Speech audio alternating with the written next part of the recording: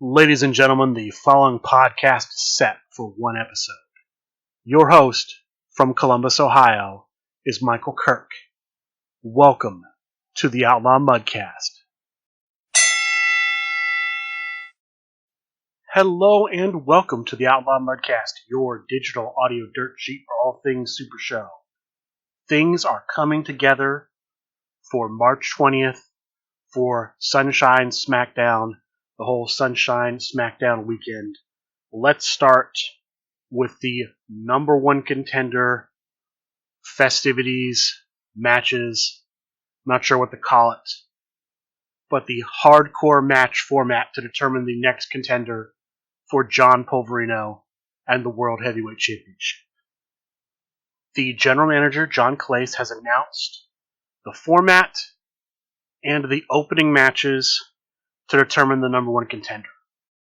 It's going to be a modified hardcore tournament. Normally, in a six-man hardcore tournament, two people play a tables match, two play a ladder, two play a steel chain, and the winners face off in a three-man triad TLC match. Tables, ladders, and steel chains.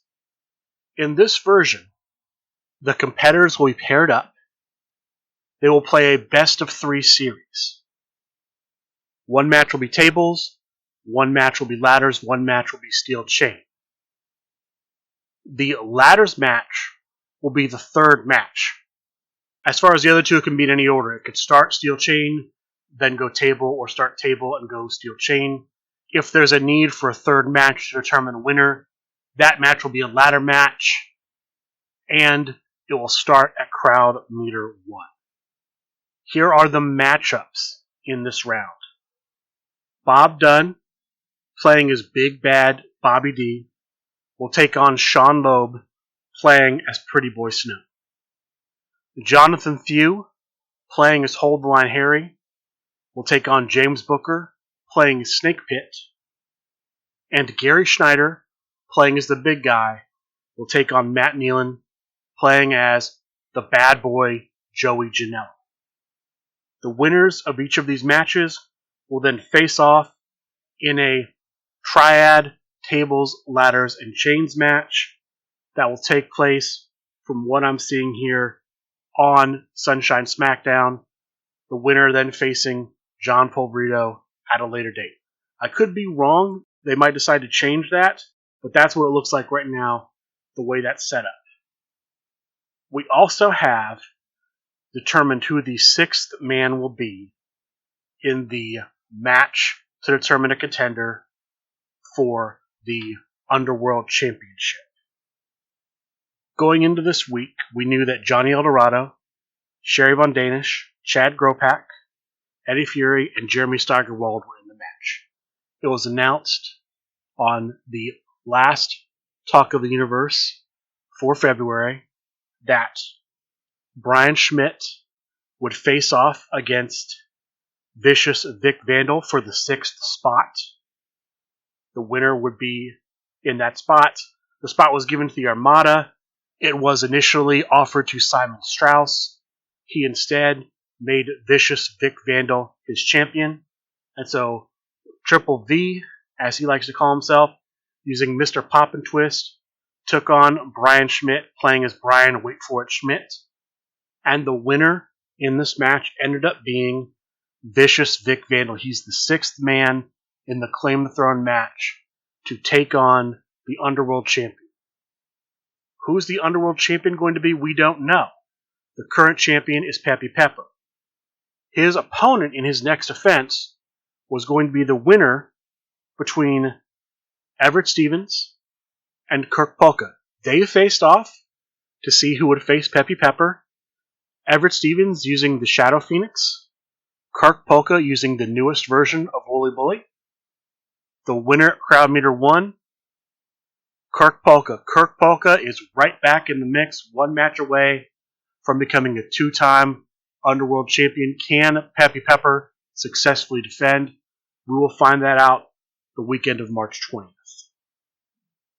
Those are the big updates as far as championships are concerned. Outside of that, we know that The SRG Boss and Chris Pate are going to face off for a shot at the Tornado Tag Championship currently held by Style O. We know that Marilee the Destroyer will defend her Trios Championship against the Mad Custodian. I believe that's all we really know for title matches. I have not heard anything announced for the Tag Team Championships, the United States Championship, the Hardcore Championship. Don't have any news on that, but we have updates on World Heavyweight, Underworld, and we have an update on the Midwest Coast Championship. The current champion, as a result of winning the inaugural tournament, the Roach, Noel Torres Jr., he has called out his next opponent. He will be facing Bobby Motherlove in Ohio. I don't know the date and time of that yet. Possibly around the weekend of Sunshine Smackdown. But that is the next matchup there. And that's all the news I have about matchups revolving around Sunshine Smackdown. But we have gotten some news about the tournament for Sunshine Smackdown. Currently available for sale on supershowthegame.com. You will be able to sign up pretty much up till the start of the tournament. Here's the way the tournament's going to work on March 20th. You are signing up with 2 other players to form a 3-man team. On the date of the tournament, there will be 5 rounds. You and the 2 other members of your team, the 3 members of your team, will be matched up randomly against other players. Each match will be timed. You have 30 minutes to complete your match. If you win your match, you earn 3 points for your team. If you lose the match, you earn no points. If the match ends up being a draw, if it goes to time and it's a draw, each player earns 1 point. At the end of 5 rounds, they will determine the top 4. Those top 4 teams will advance and have the shot to play for the prize, which is the ability to create a card. Now, if any other team has the same score as the 4th place team, those teams will also make the top cut. Looking at the point format, 5 rounds, 3 points a win, 3 players per team. The maximum you can earn for your team is 45 points. If each player wins their match, that's 3 points for 3 players, or 9 points total for the round. 5 rounds, 45 points. So, if all 4 teams go undefeated, make 45. Anyone else who went undefeated gets in. If one team maybe only gets 42 points, it's whatever the lowest top 4 team score is. Anyone else that is tied for that score makes the top round. And then I'm sure they will determine format based on how many players and teams make the top cut, and to get down to 1 winning team. The winning team will be able to design a card in the game, create a card in the game, and that card will be marked to let anyone getting that card know this card was created by the winners of the 2021 Sunshine Smackdown, or Sunshine Smackdown 2. I'm not sure how they're going to mark it, but it will be marked so people know this is the card that was the prize for winning the Sunshine Smackdown. Again, there are signups still available. They will randomly match you if you want to get in and you don't have a team. Reach out to Bob Dunn or Dom Buchter, Chugonomics, to help with that if you have any questions. That is all that I have on Sunshine Smackdown. If we have more next week, I will give you that next week. But we have less than 2 weeks to go until Sunshine Smackdown 2 takes place. Other news.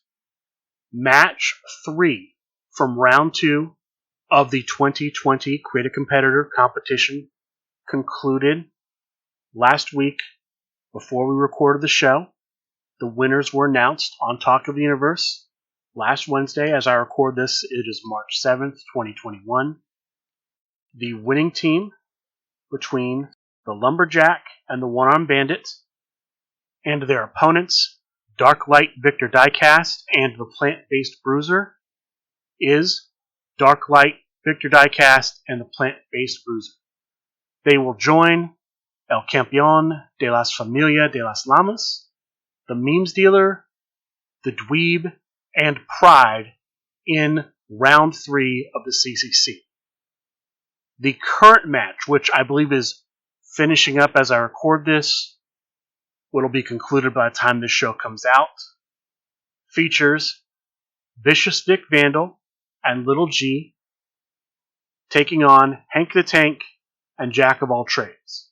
Hank the Tank and Jack of All Trades are both the sons of Scott Mulholland. As a result, they gave those two a mystery partner, since neither of them have their own Facebook. The mystery partner, who was a past competitor in this year's CCC, ended up being Amanda Torres Red Panda. So Scott Mulholland and Amanda Torres are tagging currently against James Sweeney and, on behalf of Lil G, Gary Schneider. The results for this match will not be announced until next Wednesday. Giving the post on the SRG Universe Facebook page a cursory glance, it looks like Vicious Vic Vandal and Lil G are in the lead. But again, I won't know that, and we won't know that until it's announced on Talk of the Universe next Wednesday. But this is it, folks. Round 2 is in the books, and we will be starting round 3, the quarterfinal round, as early as next Wednesday. I'm going to guess this is the social media meme round. I could be wrong, but I'm sure they'll announce that when it kicks off, what the format of round 3 is going to be. Those are sort of the main bits of news I want to cover. Other things, Griff Briggs, the COO of SRG Universe, came on Talk of the Universe this week, and they talked about the New Japan Pro Wrestling set. The set was put on pre-order back in late January. We had kind of hoped, and we were a little bit under the impression that the set would release in quarter 1 relatively shortly after the pre-order. We are, of course, now 1 week into March, and they are now saying the set may not release till late quarter 1, meaning the end of this month, or it might be in quarter 2, sometime in April, May, or June. This news is a little bit of a disappointment. I know that a lot of us were looking forward to it coming out shortly after the pre-order. I know I was.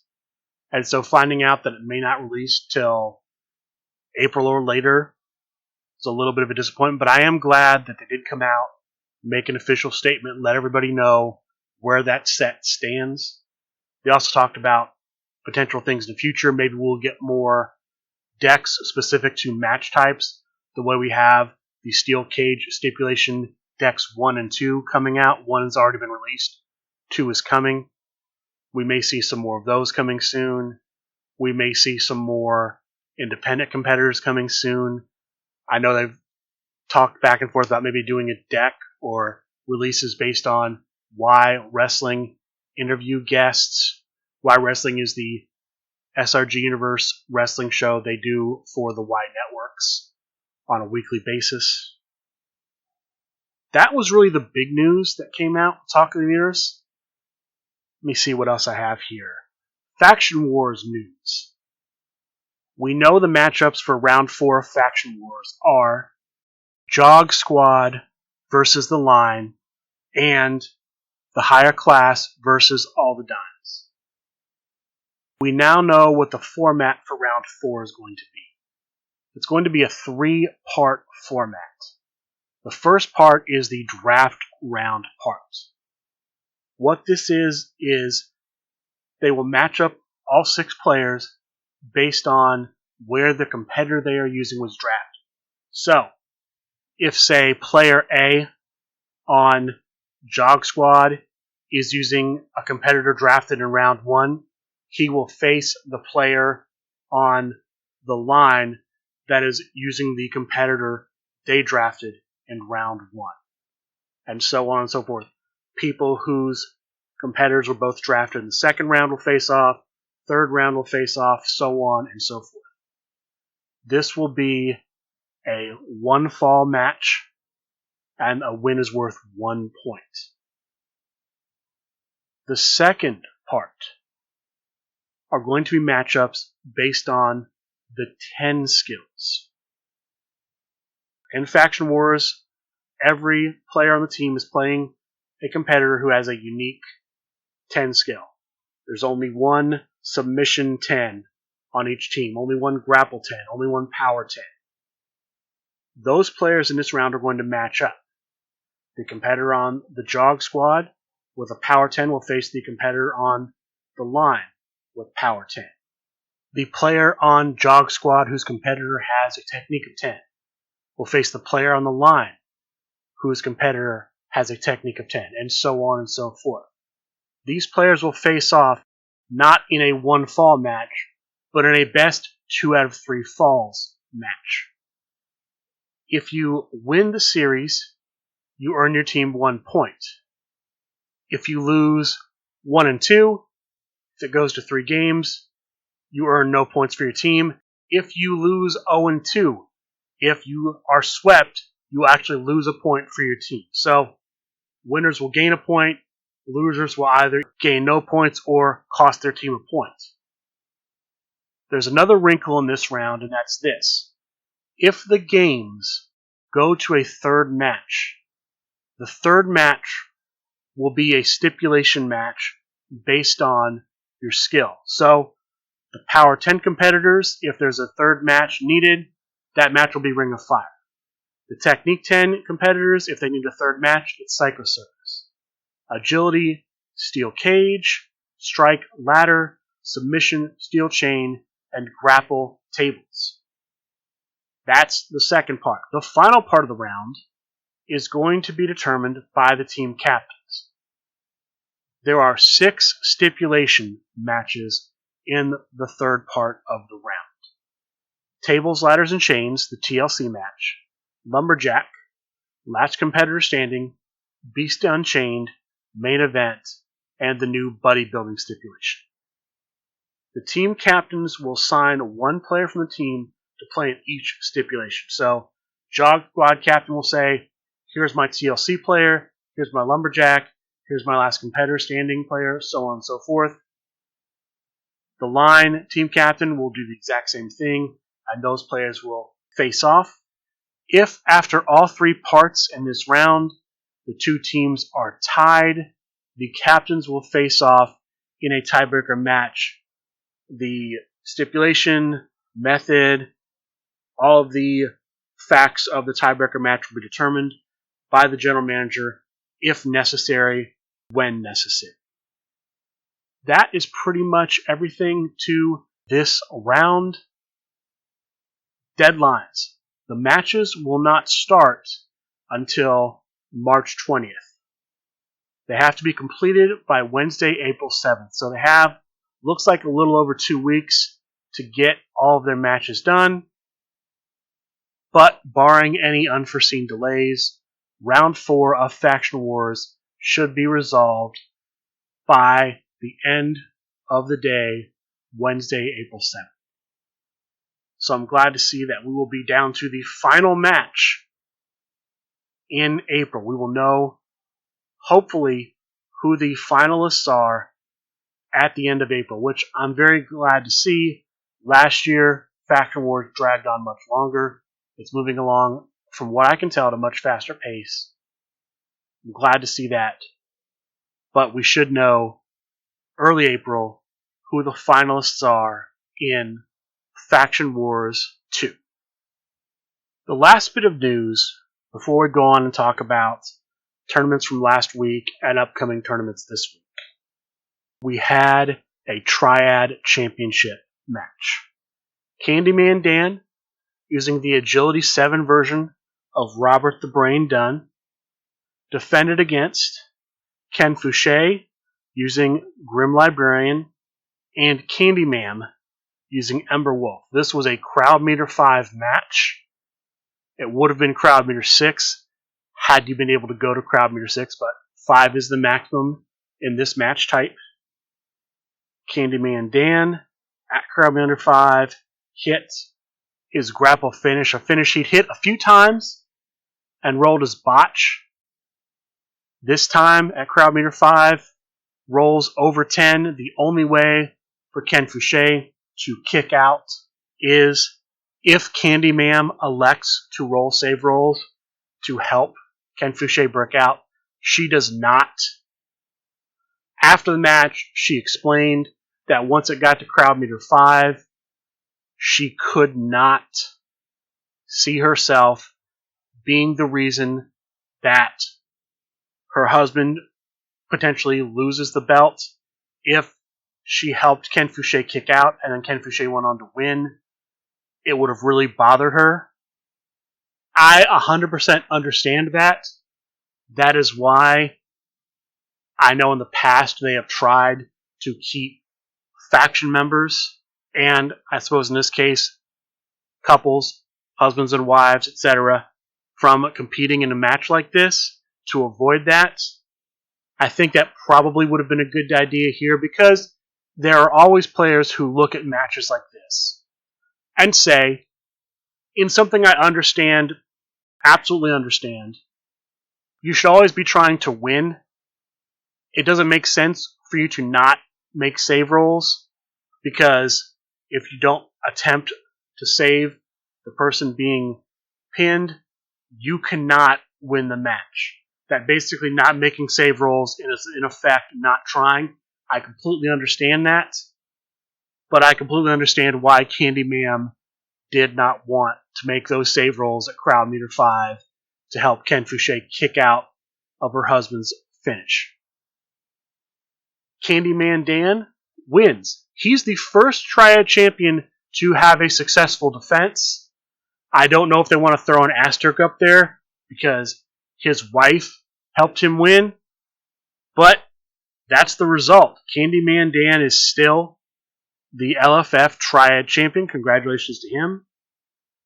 That is all of the news I have. Let's talk about tournaments from last week. Sunday, I'd reported on the Bosses, the SRG Bosses Hardcore Pop-Up event. This was a tournament actually very similar to what I described for the World Heavyweight Championship, where they broke players off into groups of 6. Those 6 players paired off within themselves.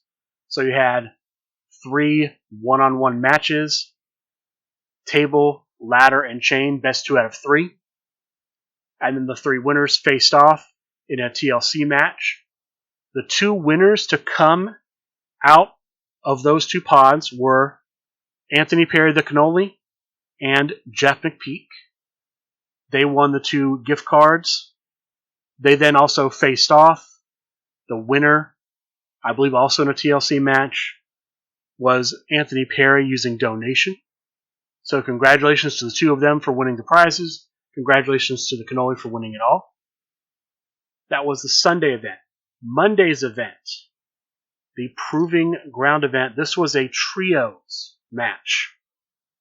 The top 4 in the trios tournament were, in 4th place, the Big Guy using Freak Show, and in 3rd place, John Polverino also using Freak Show. Unusual to see the same competitor in 3rd and 4th place, but I believe there was no diversity. So nice to see Freak Show, one of the oldest trios, doing that well still. The finalists were Jeff McPeak using the Elite and Robert Dowdy using the League of Extraordinary Grapplers, one of the newer trios. The winner using one of the oldest trios, Jeff McPeak with the Elite. So finalist Sunday night, winner Monday night. Good start of the week for Jeff McPeak. Next up on the Proving Ground, there's going to be some sort of combination event between Proving Ground and Chibi's Seat of Power. Don't know what that is, but that's coming. We do know that there's no Proving Ground Monday night. There's a different event. We'll get into that when we get into upcoming events. Thursday night, Chibi's Seat of Power number 7. Again, typical Chibi's / Thursday night event. Group stages to a top cut. In this case, I only saw the cut to a top 8. So maybe not 32 players as usual. Top 8 cut was Beast Unchained stipulation. Semifinal round was Ring of Fire.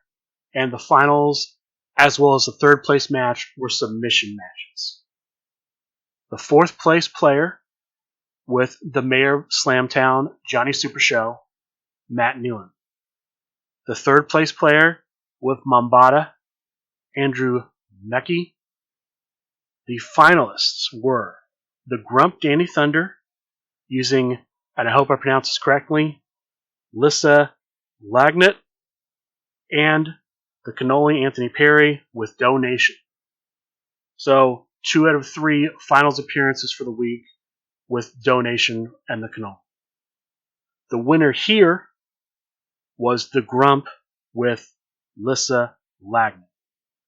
I can't remember if it's Lugnat or Lag. I apologize, but it's the current competitor that's only available as a foil competitor in random mystery boxes. I will say here, and by the way, congratulations to the Grump. Let me not forget that. Congratulations to the Grump. I'm a little concerned about this foil-only competitor. I'm hoping that they release her normally for purchase as a non-foil competitor. I don't know if they're going to. They've said they might. They've said they might not. They've kind of gone back and forth as to what their plans are. I'm hoping they do, and here's the reason why. One of the things I think is great about this game, and other people do as well, is unlike some card games out there, there is no perception of pay to win because the competitors are readily available. There's no randomness to getting competitors. The danger with somebody like Lissa is if it's a competitor that's only available random and Lissa starts winning a lot, that could change the perception of Super Show to being more of a pay-to-win game.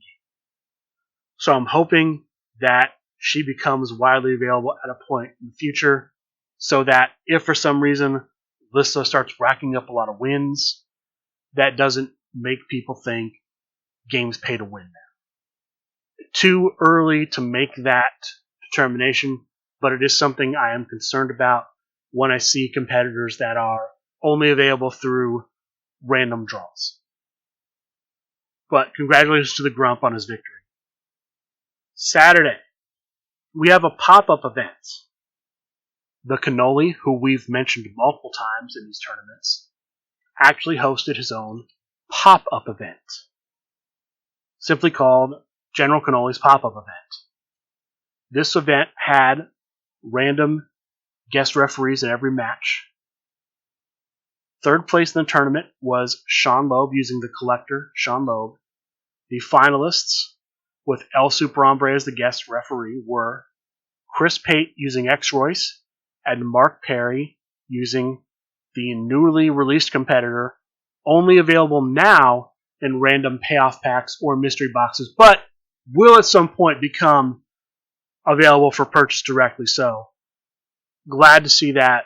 Hoping all the competitors come out like that. But Ra Perry, a competitor based on Mark Perry's youngest daughter.